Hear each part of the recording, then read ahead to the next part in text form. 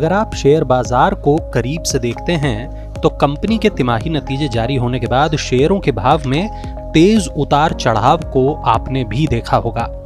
असल में लिस्टेड कंपनियां हर तिमाही और सालाना आधार पर अपने वित्तीय नतीजे जारी करती हैं।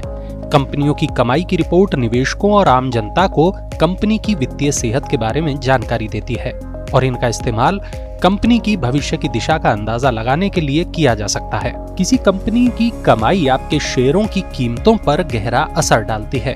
उदाहरण के लिए सितंबर में ऐसी खबर आई थी कि इन्फोसिस का शेयर 16 महीने के निचले स्तर पर पहुंच गया क्योंकि कंपनी के मार्जिन पर दबाव देखा गया है। दूसरी तरफ अच्छी आय का किसी कंपनी के शेयर कीमतों पर सकारात्मक असर पड़ता है। उदाहरण के लिए इस हेडलाइन पर ध्यान दें। दूसरी तिमाही में HDFC का कर बाद मुनाफा साल दर साल 18% बढ़ा है, जो अनुमानों से भी ज्यादा है। निवेशक अगर किसी कंपनी के पिछले और मौजूदा तिमाही नतीजों का विश्लेषण करें तो वे ये मूल्यांकन कर सकते हैं कि कंपनी के फंडामेंटल्स जैसे उसकी मुनाफा कमाने की क्षमता, डेट टू एसेट रेशियो में गिरावट आ रही है या उनकी हालत सुधर रही है। अगर किसी कंपनी की आय में गिरावट का ट्रेंड लगातार दिख रहा है तो निवेशक उसको लेकर परेशान हो जाते हैं। दूसरी तरफ अगर कंपनी की आय अच्छी है या आगे अच्छी होने की उम्मीद है तो निवेशक कंपनी के शेयर के बारे में ज्यादा पॉजिटिव या इसे कहते हैं बुलिश रवैया रखने लगते हैं। इसके अलावा निवेशक ऐसी कंपनी में धन लगाने को ज्यादा तत्पर रहते हैं जिसके फंडामेंटल्स में अतीत के मुकाबले कुछ अच्छी प्रोग्रेस दिख रही हो। अपनी तिमाही नतीजों में कोई कंपनी कुछ अहम जानकारियां देती है, जैसे कंपनी ने रेवेन्यू किस तरह से कमाया है, कंपनी ने अपने खर्चों को किस तरह से मैनेज किया है, कंपनी ने टैक्स और ब्याज के मद में कितनी रकम चुकाई है, कंपनी की बिक्री और मुनाफे में कितनी बढ़त हुई है। अगली तिमाहियों के लिए बिक्री और मुनाफे में बढ़त का क्या अनुमान है।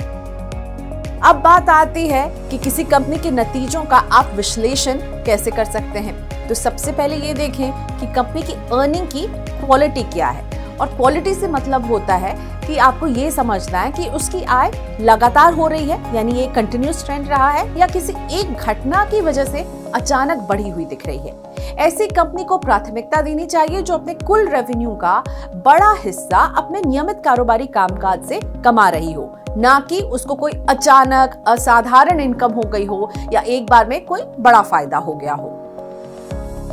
यह भी देखें कि कंपनी की अर्निंग में ग्रोथ किस तरह से हो रही है।